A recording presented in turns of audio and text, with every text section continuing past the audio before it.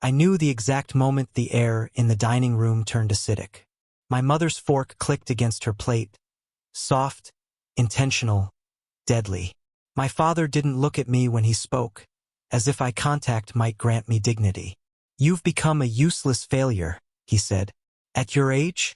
Embarrassing." My mother added, "If you have nowhere to go, the streets will teach you discipline." And then, just like that, they told me to leave.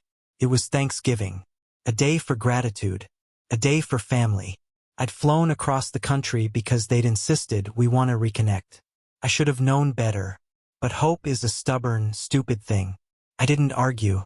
I didn't reveal the truth, what I actually was, what I'd built, what I owned. I simply set down my napkin, stood up, and smiled. They thought they'd broken me. They had no idea I earned $25 million a year. They had no idea they'd just handed me the perfect moment to walk away.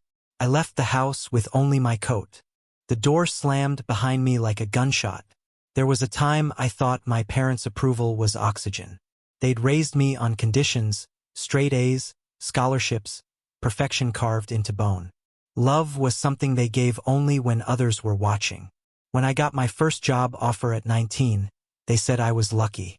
When I bought my first startup at 23, they said I'd stolen the idea. When I told them my company hit an 8-figure valuation, they said numbers were illusions. I kept chasing them anyway. Every win, every milestone, I handed to them like offerings at an altar. But 3 weeks ago at Thanksgiving, they made something very clear. They didn't want me. Not the real me. Not even the winning me. They wanted someone small, obedient, broke, and dependent. And I realized I'd been feeding wolves, believing they were family.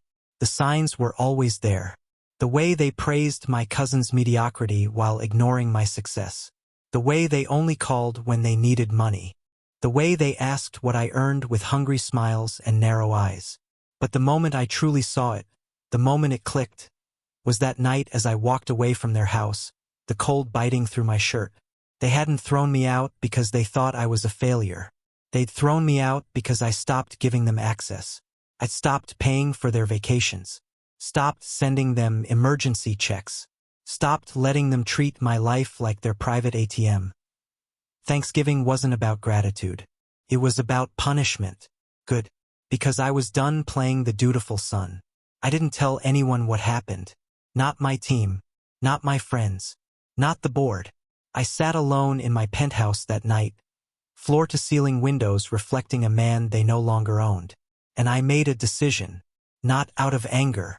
Out of clarity. They wanted me gone. Fine. I'd remove myself entirely, legally, financially, socially, publicly. Not just distance. Erasure. If they wanted a son they could control, they could choke on the absence of one they couldn't. So I began. I started with the trust fund, their trust fund. Years ago, when I'd made my first $1 million, they convinced me to help manage their retirement accounts. They signed forms without reading. They trusted me because control ran both ways. What they didn't know, I never touched a cent of theirs. I just became the trustee when they asked. Thanksgiving changed my timeline. Within a week, I quietly severed myself from every responsibility they'd given me. I transferred control back to them, along with every financial liability they tried to bury beneath my name. Their unpaid taxes, their hidden debts, their loans taken in my identity. All of it returned to sender. Next, I revoked their access to the medical plan I'd been privately paying for. Their phone lines I'd been covering. Their car insurance. Their property taxes. Their streaming accounts. Everything. I didn't cut them off cruelly. I cut them off surgically. Then came the final piece. A letter. Not emotional. Not pleading. Just the truth. And the truth, delivered plainly, can be a blade. 3 weeks later, I walked back into their house. Same dining room. Same table. Same chairs. But this time I didn't sit. My father's voice cracked first. "Why are we getting bills in your name?" My mother's followed. "Why is our insurance canceled? Why would you do that to us?" I looked at them calmly, like strangers. "You told me to live in the streets," I said. "I assumed you meant you didn't want anything from me." My mother's face drained. My father's fists tightened. And our retirement? He asked. Yours, I said. Not mine. Never was. They stared at me, realization spreading slowly. Not dramatic. Not loud. Just that quiet, devastating understanding that they'd lost the one resource they thought they controlled. Their son. Their investment. Their safety net. My father whispered, "But you're successful. We know you are." We checked. I smiled. "You didn't know what I earn until now," I said. 25 million a year. But don't worry, you won't need to track it anymore. My mother reached for me like I was slipping off a cliff. "Please, don't do this." "I didn't," I said. "You did." Then I walked out.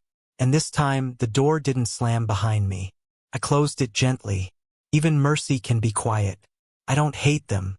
Not anymore. Revenge isn't fire. It's distance. Silence. Boundaries sharpened into weapons. They taught me I was nothing. I became everything without them. And now, finally, they get to live in the world they created, a world where I don't exist. I exhale whenever I think about it. Freedom has a sound. It's the click of a door closing for the last time.